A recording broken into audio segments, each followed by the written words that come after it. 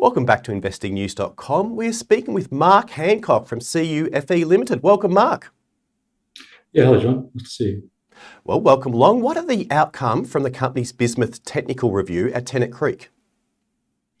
Yeah, so we've been troweling through the treasure trove of information we've got there. Our Gecko and Orlando projects have been mined for 50 years previously, copper gold focused, but also produced bismuth. So we've gone back through all the records there, worked out how that was done, what the criteria were, how much is left, and we've updated our Gecko resource already to reflect significant bismuth deposit, and we're now in the process of doing a similar piece of work for our Orlando deposit.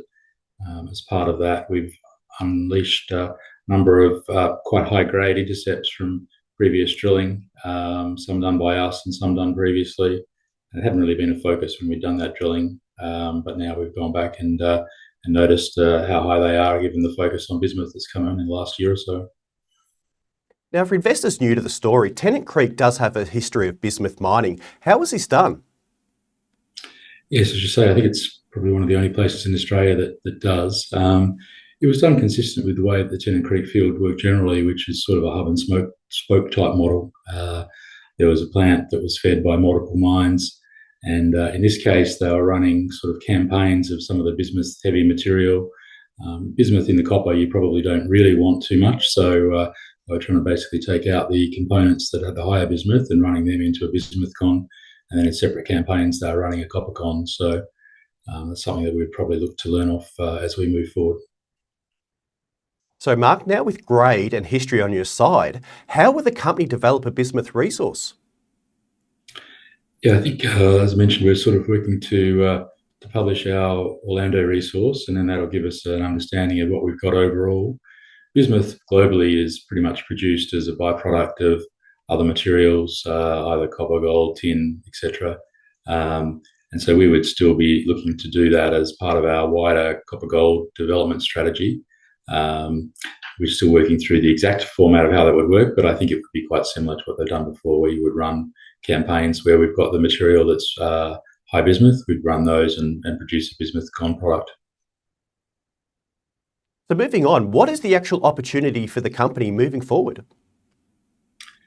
I think the opportunity is that bismuth is becoming a sought-after commodity. It's on the critical mineral list of basically all of the major economies, and I think that lists are updated reasonably regularly, but I think there's only probably a dozen or so minerals that are on the list of the EU, US, Japan, Korea, India, Australia. So it's in pretty elite company there.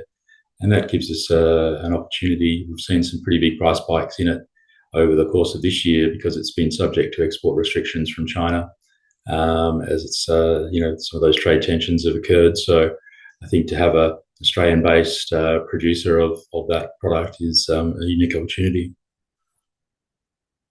Finally, Mark, what is the actual size of the global bismuth market and some of the key applications it's used for? Yeah, it's quite a small market overall, I guess, probably around 20,000 tonnes at the moment, of which probably 80% is produced by China, which represents, as I mentioned, the opportunity to provide a bit of diversity in supply there.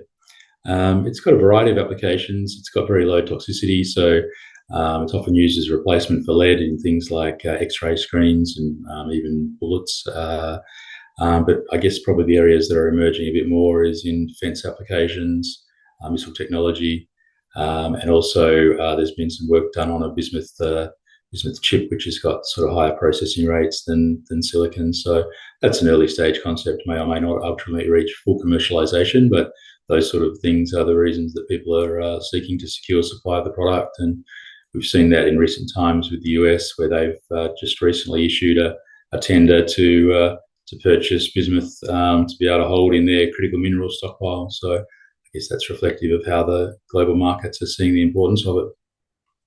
Well, the bismuth story continues to evolve for the company. Thank you very much for updating investors today. We look forward to speaking to you again soon.